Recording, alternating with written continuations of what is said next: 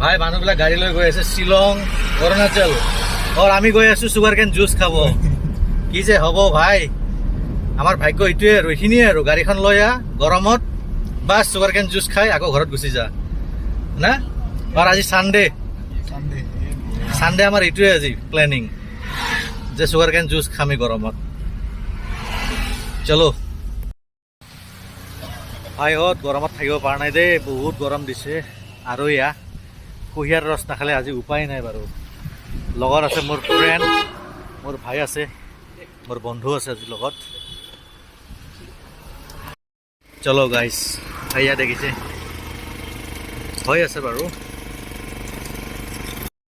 guys মোৰ ফ্ৰেণ্ডে নতুন bike কিনিছে যোৱাকালি মই সুধিলোঁ কি খোৱাবি